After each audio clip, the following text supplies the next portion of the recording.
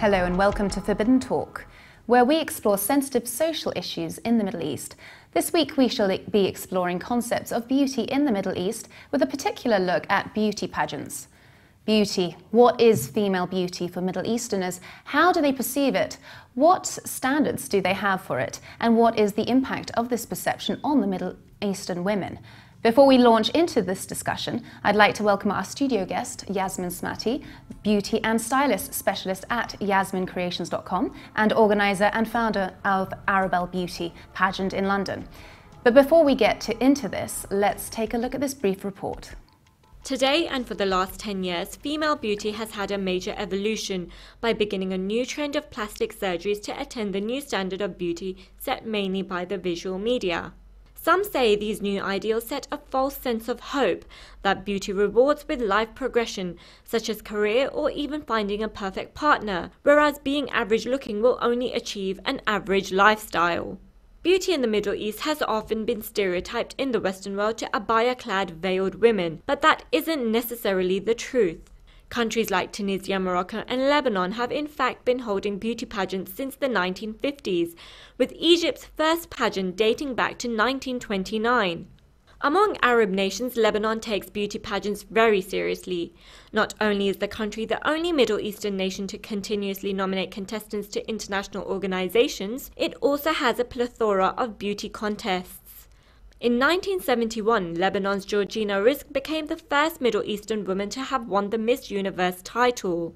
Some have argued that beauty pageants are a good way to change negative image about women in the Middle East, whether it be to the Western world's generalized image of oppression or within the Middle East itself. But is this the whole truth, or is it another means of objectifying women even more in a modern and liberal fashion? Yasmin, what is beauty for you? Beauty, just one word, is within. I don't believe in beauty, oh, she's very tall, she's got blonde hair, she's slim. I think if you have inside you're very self-confident, the beauty will stand out and shine out.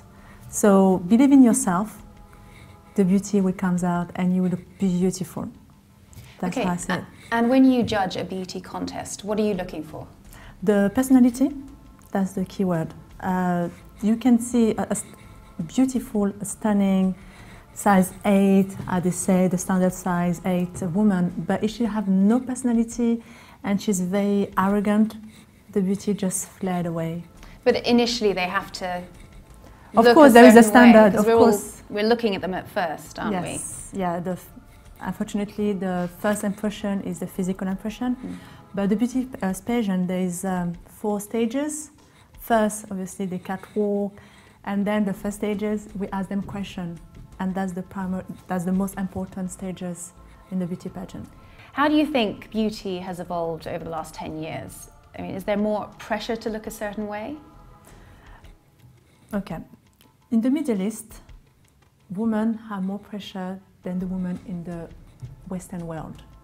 First of all, mostly of the Middle East women, they do have headscarf, so we only see their face. So they have more pressure to look beautiful, and they always socialize it within women only, in the party, social events. So they have to look great. And as you know, women were very critical towards ourselves and towards other ladies. So it's very important that we have to look spot on.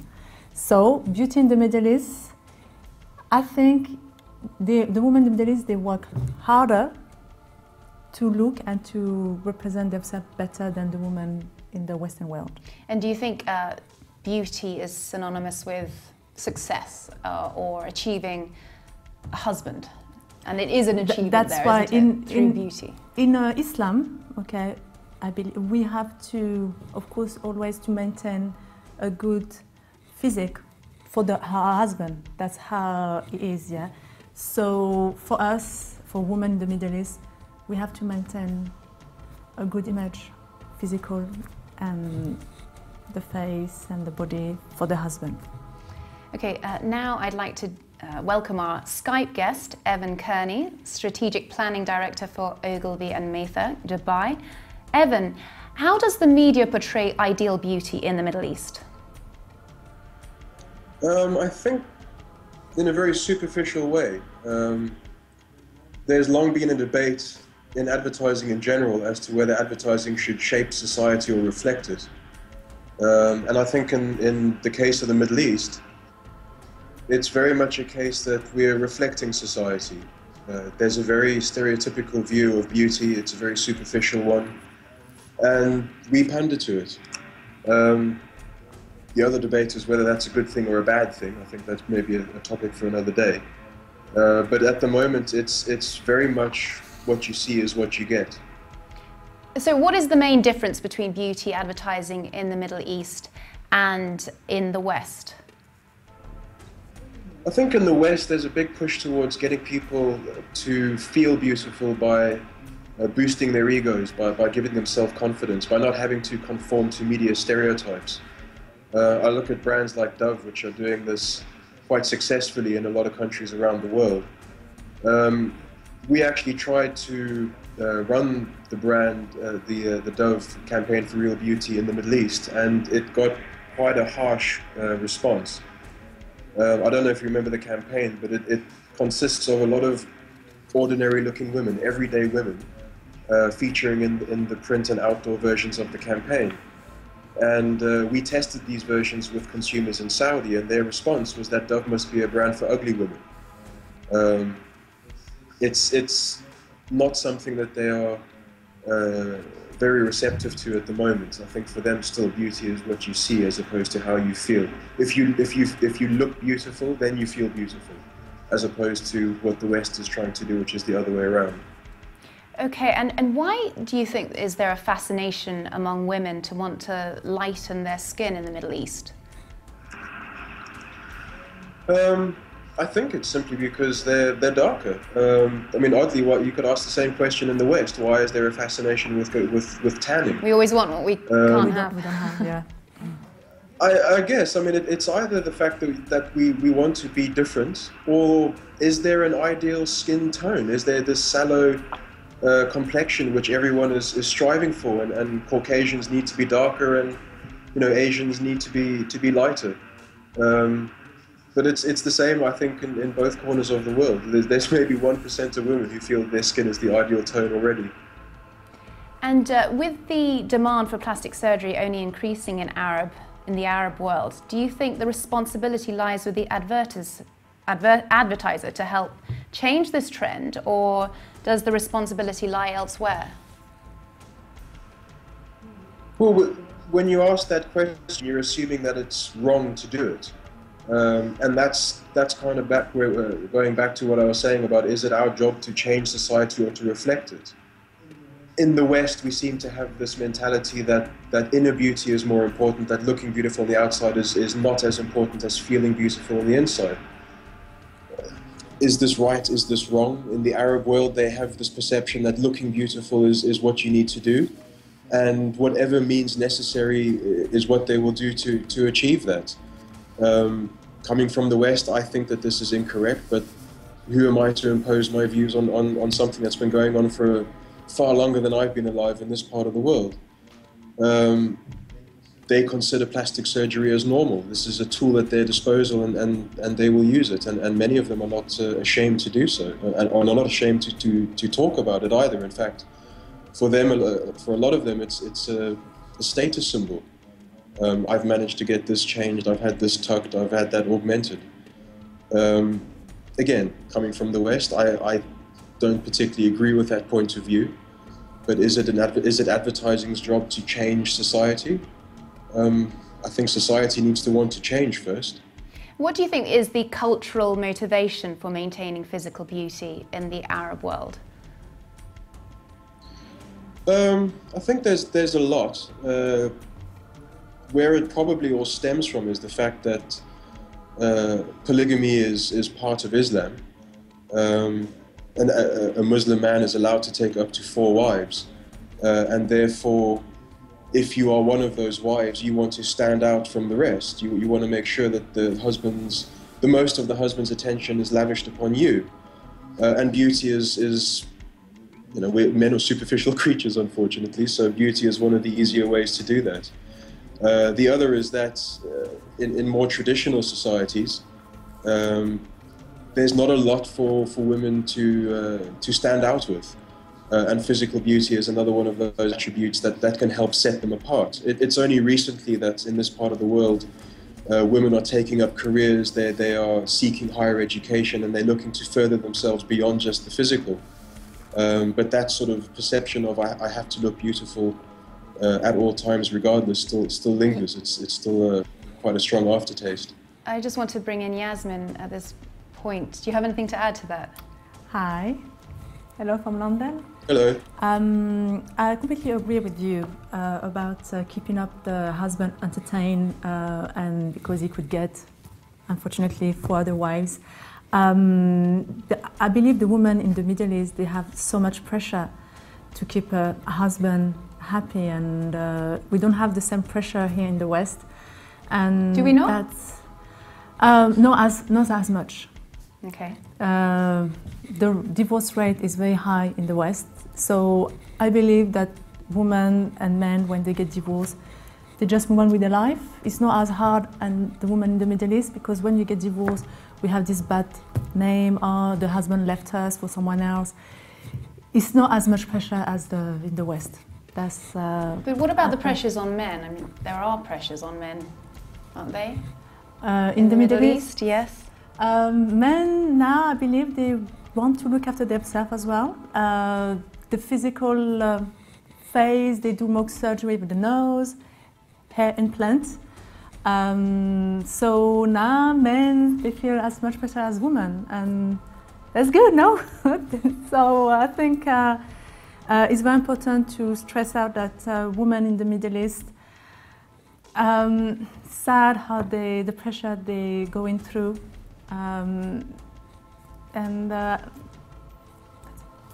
Back to Evan, is it only a matter of time before the perception of beauty in the Middle East evolves too, as it's beginning to do in the West? Will self-confidence be seen as important, if not more important than appearance? I think so, yeah. I mean, we see a lot of research reports where this trend is evolving. Women are talking about the fact that if you don't value yourself, how will anyone else?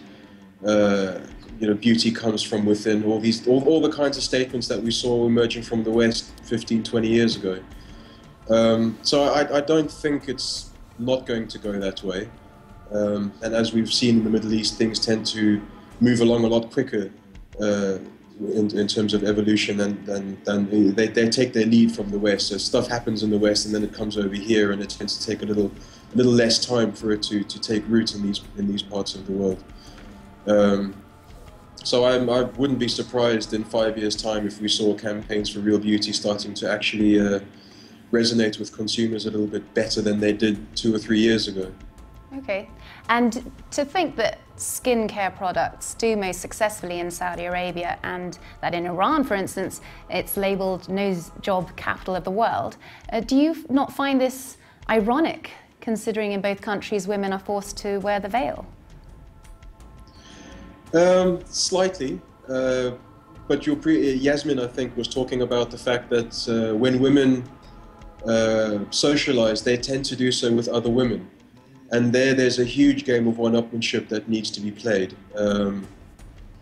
Keeping up with the Joneses, I think, is the phrase that they use in the West, and that's certainly in full effect in the Middle East as well. When the women are socializing with each other, the veils and the abayas are off.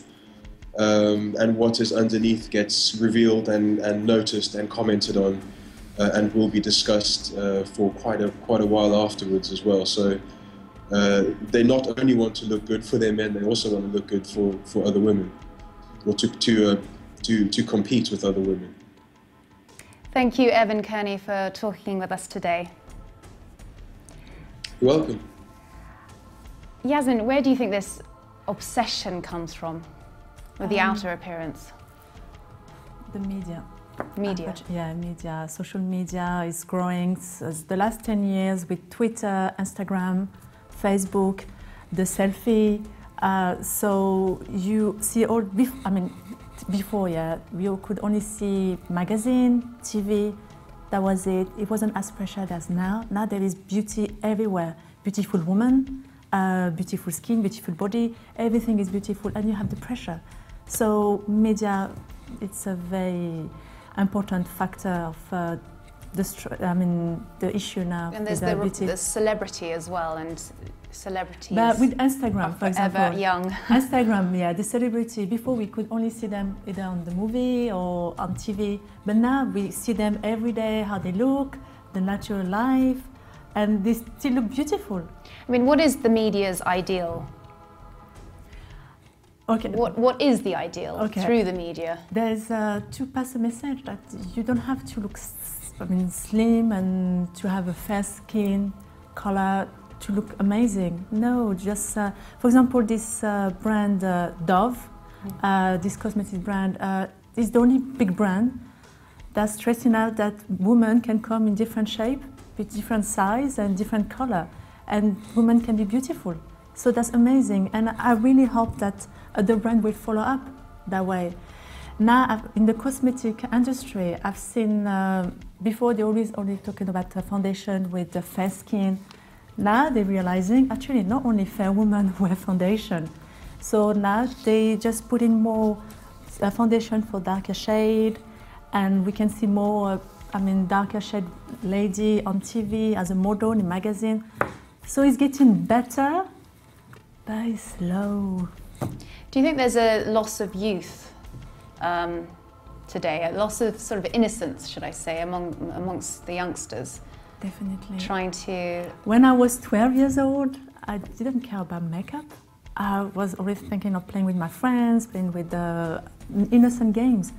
Now, when you look at Facebook, 12-year-old girl, all makeup, dressed up, wearing high heels, where are we going? But on the other hand, the older generation are trying to look younger. So there's a kind of...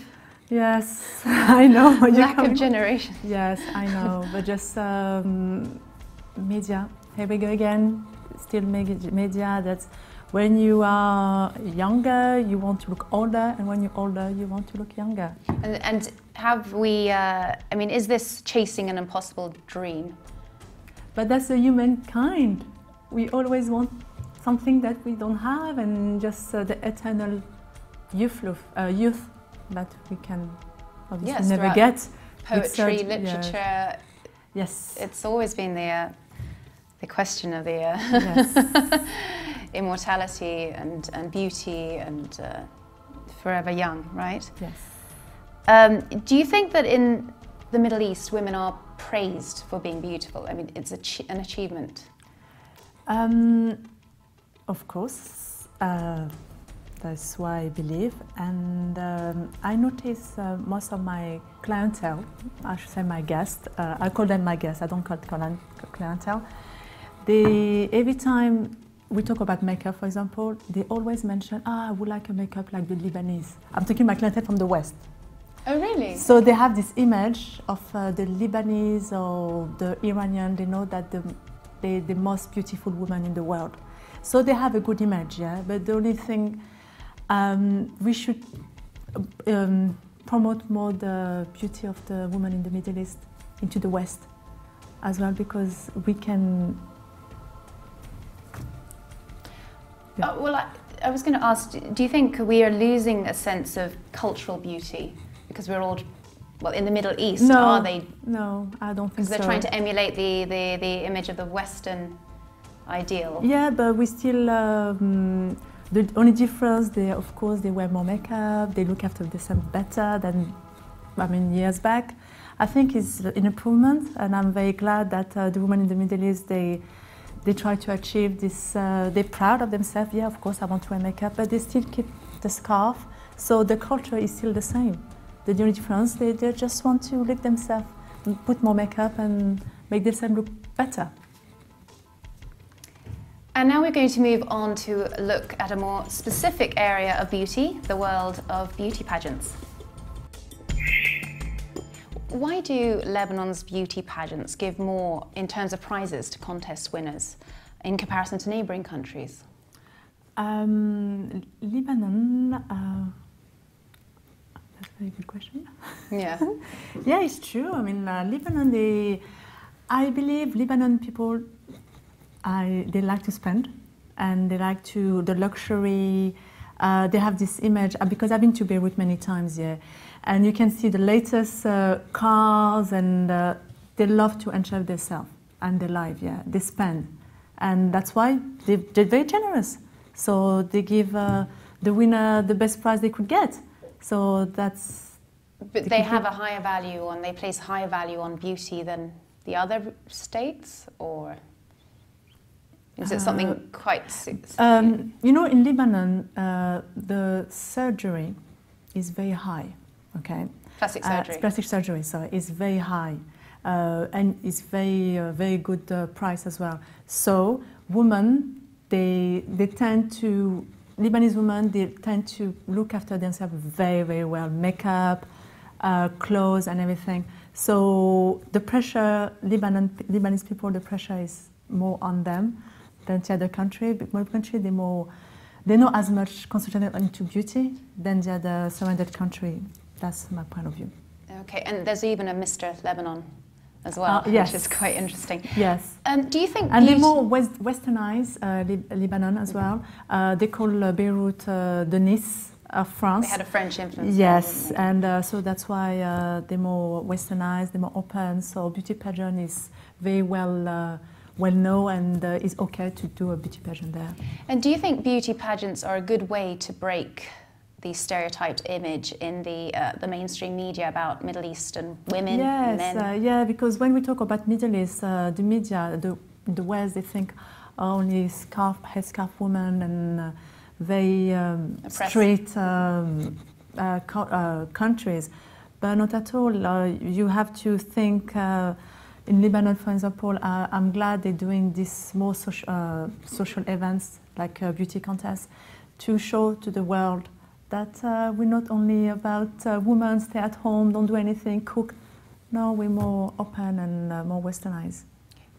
Joining us now over Skype is Shireen Walton, PhD candidate in anthropology at the Institute of Social and Cultural Anthropology, University of Oxford, who is in the process of writing a thesis entitled Iranian Photoblogs and the Art of Online Visual Self-Representation.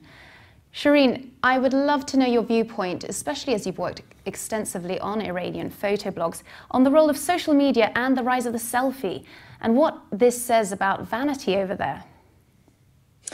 Well, it's a very interesting question, actually, and it kind of gets to the heart of many debates going on at the moment about social media usage, as well as about the Middle East. So it kind of covers two sort of theoretical fields. So the main issue really is the selfie promoting a culture of narcissism and sort of triviality in self-representation and the way people want to express themselves, or are there sort of deeper social cultural performativities going on that people should be taking interest in? In my research on Iranian social networks, I found that beyond the kind of theories that look at social media and selfies in the West and mostly in North America and university college students, a lot of the selfies and sort of photo blogs and blogging with photographs, sort of visually communicating about culture, is trying to really de-exoticize Iran, somewhere which is notoriously very exotically represented in many historical, literary and filmic discourses. So young people are really kind of using social media to put across this discourse of de-exoticization, to explain how we are just like you. And that includes selfies and other sort of types of media. So is the youth in Iran manipulating their character to achieve the ideal? What's interesting is, to a certain extent, they are using social media platforms in a very creative and almost artistic fashion. They use platforms like photography blogs, as well as Instagram and Flickr, in order to, in a way, manipulate how the West will see them, because they know as soon as they post these images online, they are likely to be taken up not only by ordinary people in the West, but also by big institutions and news agencies and all the rest of it. So they are, I would say they are manipulating images in order to put across their discourses. And as I say, there is very much this emphasis on we are just like you. One example I can give actually is this last year on Instagram, there was a campaign, the We Are Like You Blue Jeans campaign, which is a response by young Iranians across Iran to President Netanyahu's comments that people in Iran are so oppressed they're not even allowed to wear blue jeans. So again, it's this creative use of aesthetics. They take pictures of themselves wearing blue jeans, sharing it to the world in order to put a social political message across. And so do you think Iranian women, Persian women, are losing their cultural beauty or identity in their need to conform and emulate a Western ideal?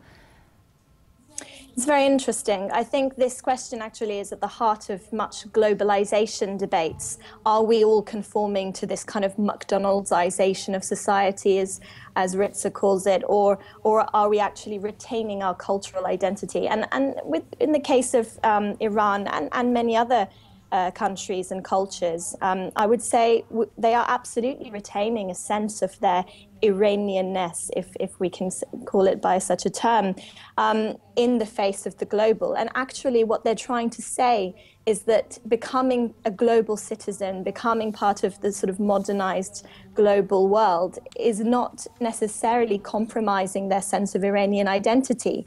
And so, I can have blonde hair and blue eye contact lenses, and I can be a Muslim, and I can be a daughter or a wife, and this kind of multiplicity of identities, which is at the heart of globalization, it extends to Iranians as it does to anyone else, really. And why is getting a nose job such a big deal in Iran?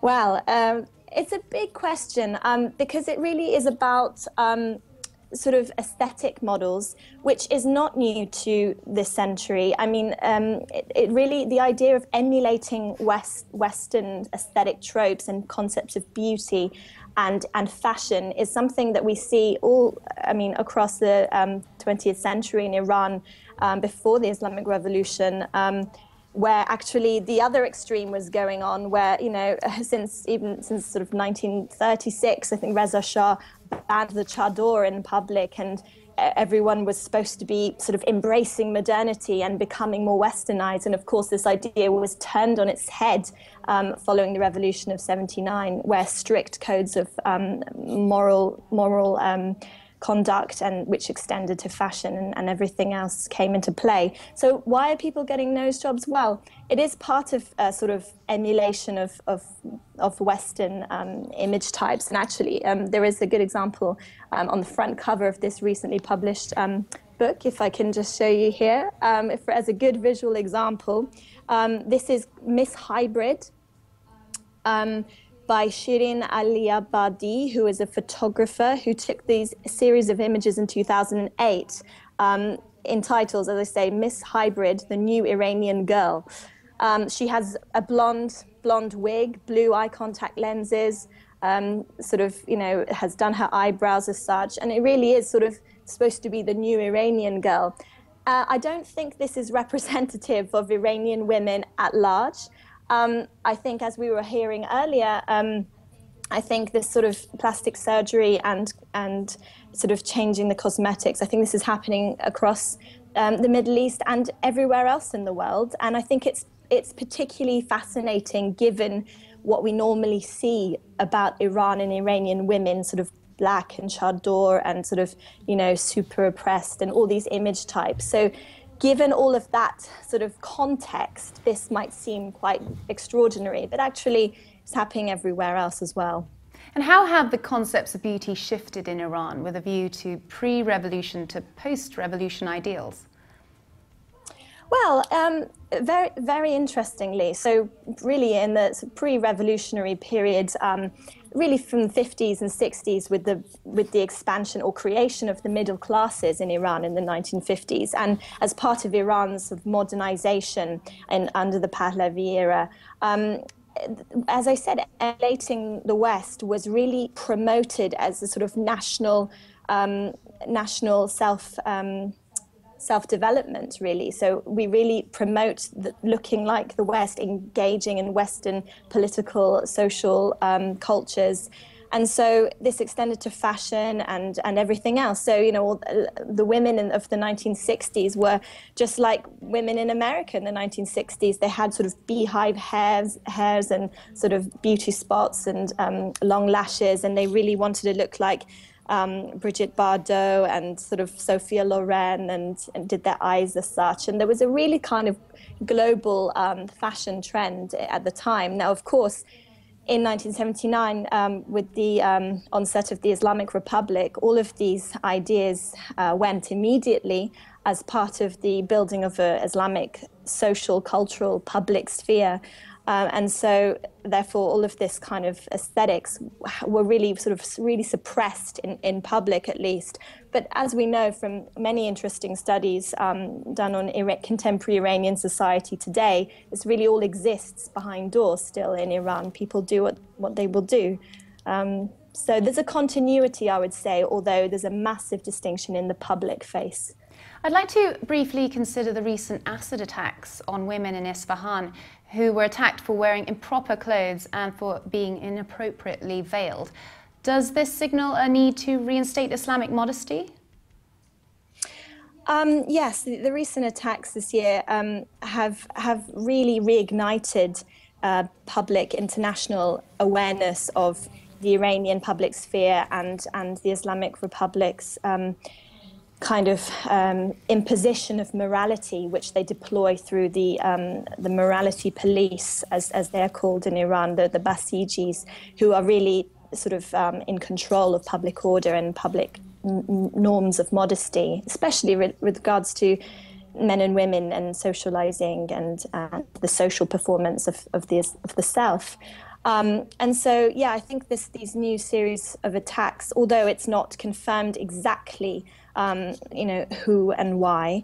I mean, a lot of the debates have been about a sort of more conservative backlash against Iranian women's increasing sort of visibility of expressing themselves, which they are doing through social media and also in the public. You know, the headscarves sort of start further and further back, and you know they have been playing with the rules ever since really they came into play. So yeah, there is definitely much awareness of this going on at the moment, caused by the recent events. Yeah. Well, thank you, Shireen Walton, for your views and fascinating insight. Thank you. Yasmin, talking about the selfie made me laugh because the other day I overheard a girl in a shop talking about her need to buy more makeup because she felt she's never sure of when she's going to be photographed, whether it be a selfie and placed on Facebook and Instagram and Twitter and. You know, there's this pressure that we have to wear more makeup, buy more makeup, because we might be, tagged in some photo online. It's true. I mean, it happens to me as well. When the friends take a picture of me, and I always say, please don't tag me on Facebook because there is something missing, not much makeup. A nose. Yeah, so there's pressure on everyone, and that's a very sad but true reality. And selfie, since the selfie started, this new trend, of course, it started with celebrities. When the award festival, all the celebrities taking selfie on themselves, so it became a new trend. And since the selfie has started, people doing more surgery, because when you do a selfie, you just with your smartphone, you just put the picture bigger, and you check. Oh, actually, I don't like my nose. You're more critical by yourself, and the rise of surgery is getting higher and higher, especially in the US, men and women. And going back to sort of the beauty pageants, do you think they can be a tool for change? Beauty can be a good thing to promote change, to inspire people? Oh yes, definitely, especially in the Middle East. We want to give this image of to the West that we can be open, we look beautiful. For example, there is this beauty pageant in Jakarta. It's only veiled woman beauty pageant, and I've seen some image. The women look stunning, beautiful, and they're happy. They wear all this makeup, and they can still dress up very nice without showing any skin of the body, and to show to the West that okay, you don't have to catwalk in bikinis to make this work. And it was a success, though, so they do it again, another one this year, next year, sorry. So yeah, beauty pageant can bring a, show and. Yeah. Sorry. But why have like Saudi, Yemen, Oman, Qatar, the UAE, Kuwait? Why have they never held a beauty pageant or sent a model abroad to an international competition? It's I believe the religion, the image that the government have to maintain. That of course is an Islamist country. Actually, in Dubai, they hold the beauty pageant. It was Miss India. It's not Miss Middle East yet. Last June, so Miss India was been taken there. So hopefully next time will be Miss Dubai. Hopefully, so it's coming a new trend. So let's see. I mean, do beauty pageants represent a true representation of women in the Middle East? I mean, how accurate can they be? Well, do the beauty pageant in the West, London, do they represent the image of the UK? No. So I don't believe it represents anything. It's just beauty pageant is just an event. Putting all these girls together, having fun. But talking about beauty pageant, there's this new trend in the US. They're doing beauty pageant for very young girls. Yeah, what do you from think the age of fear. My point of view, I think, is wrong. A 4-year-old girl already putting stress to look beautiful, already to have this challenge. Yeah, I have to win. I have to look better than my other contestant. It's wrong. And whenever she will lose, her self-esteem will go lower and lower and lower. Young girls, they have to have the innocence. To have the time to grow as a beautiful girl, but not by putting pressure on them with this kind of beauty pageant. How can that be stopped, though, with the rise of the selfie and the social media? Is it spiraling out of control? Yes. Definitely, yes. There is. I think with years, it will become more and more and more open. The selfie. What's going to be next? They're going to invite something else. I don't know. Just image now is shown everywhere. Bus stop, you see like a poster of this beautiful girl. In the tube, you see beautiful girl again. How to look better? How to look younger? How to look amazing? And that's the pressure of us women and men as well, that we have to live with all the time. So winners of beauty pageants can go on to sort of get a career in the media or TV. That's all very well and good for them, but the how one is may that? be the winner, that's it, and the other 20 contestants, nothing. So. But how does that also? How can we sort of use that, winning of a beauty pageant to the good of people? How can could they go into charity work? Can you name a beauty contestant who has won and gone on to do great things? The Lebanese born American. She won Miss USA 2012, I think 2010. I'm not too sure. Lebanese, she showed this amazing, she's a beautiful woman, Muslim, but she showed to the world that, okay, I'm Muslim, but my parents, they're 100% behind me, supporting me. I respect my culture, but we can be open. And that was a very good example to me to show to the West that our big country, Middle Eastern country, we are okay, we can show what's actually, the beauty actually is, and we can be beautiful, even though doing like a catwalk like that, a beauty contest, we can show that Middle Eastern women are beautiful as well. Right, moving over to Skype, now we have Shah Taha, blogger and writer, who has written an article entitled Pageants as Empowerment or Objectification. Shah, what's your personal take on beauty pageants? Are they empowering or simply objectifying women? Hi, Anna. Thanks for having me. Well, personally, I think that ultimately all beauty pageants are objectifying women because we just reduce them to a set of certain markers. So that's my personal opinion. You said in your article that we should think twice about supporting the institution of pageantry and that promotes objectification and judging women's bodies and minds. Isn't that a bit difficult considering the popularity of beauty pageants across the whole globe? Yes, and I think it's popular exactly because I think most people don't really think twice about what goes on behind the pageant, or even all the other institutions like that support beauty pageants, such as capitalism. There is a lot of business, like the fashion industry, makeup, retail industry. All these businesses, they have a stake in beauty pageants.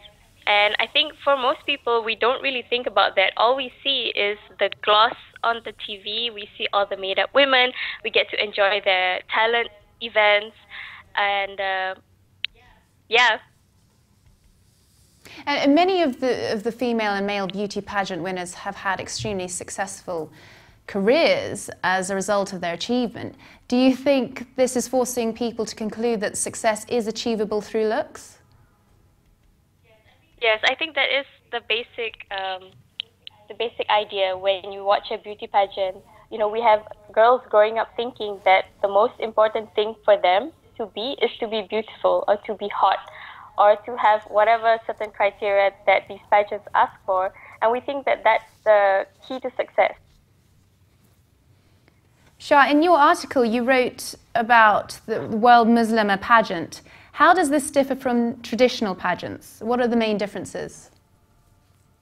Well, the main difference with World Muslimah pageant, which was started in Indonesia, but it has recently been opened up to participants from all over the world, is that they have a section where they ask, so firstly, participants have to wear hijab and they have to be able to recite the Quran.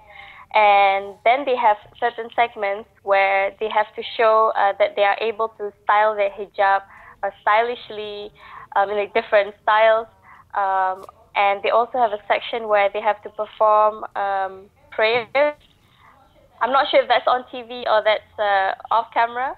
And they also have to demonstrate, you know, other criteria, which is not purely based on looks. And this personally I really like because that it places the emphasis away from their looks. So, for example, they have to have participated in certain social programs or charity programs, like help their communities. That they have a plan for humanitarian work and so on. And that's the main difference. But for me, it's problematic still because something like your religious piety, your belief in God, is being reduced to just hijab and Quran recitation.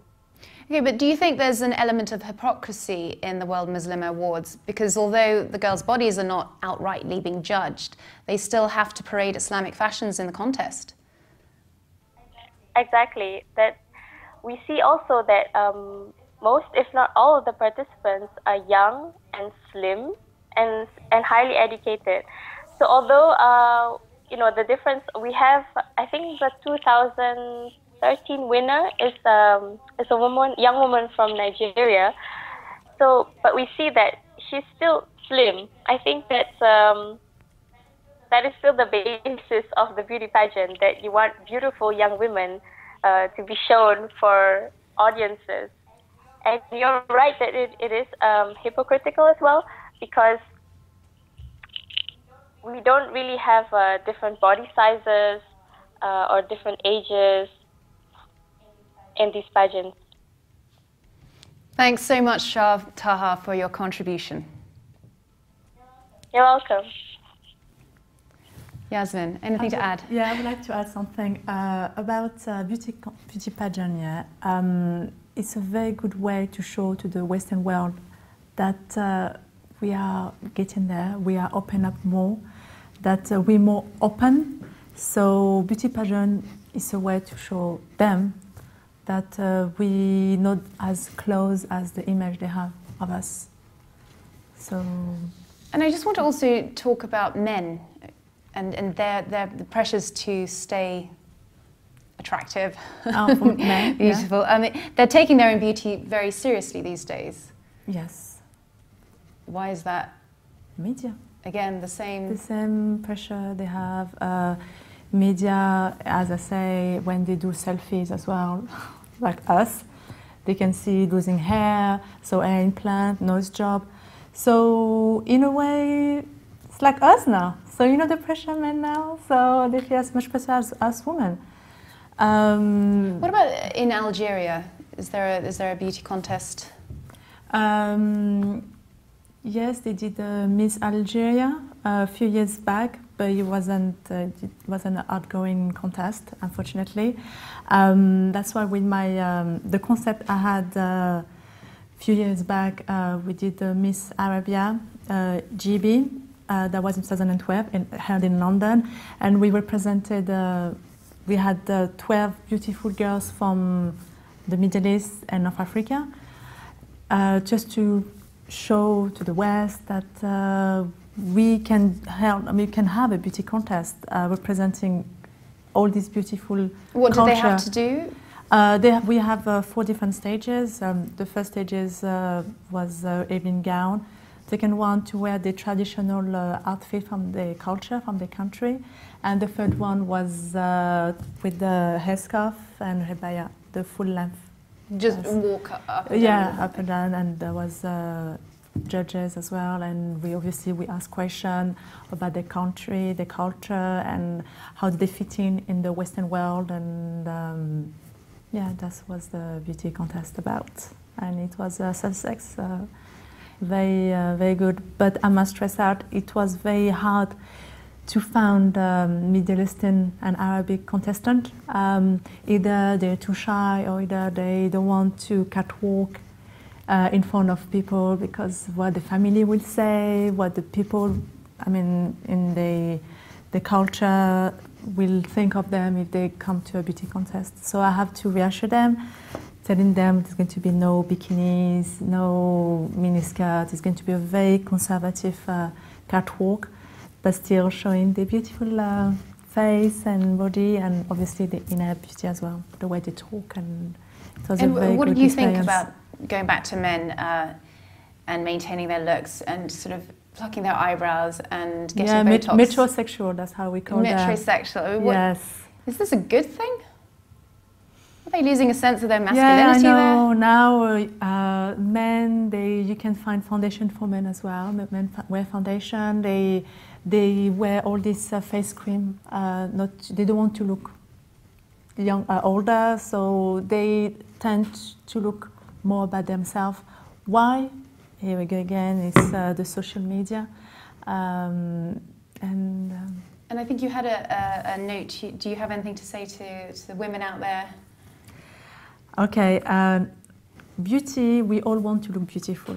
That's part of us. But if you don't feel confident, the beauty won't be shown. I mean, you can't say it. So we all been down, depressed, but you always go up, and you have to love yourself.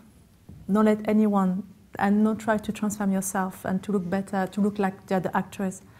We're all different, but that's why that's your beauty. You're different, you yourself. So look after yourself, love yourself inside, and the beauty will shine out.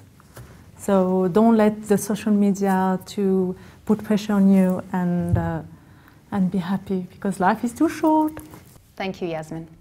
As we come to the end of our show, we can see that the beauty industry in the Middle East is in no rapid decline. Quite the contrary. It's a booming field with the demand for cosmetic procedures like liposuction and plastic surgery on the up.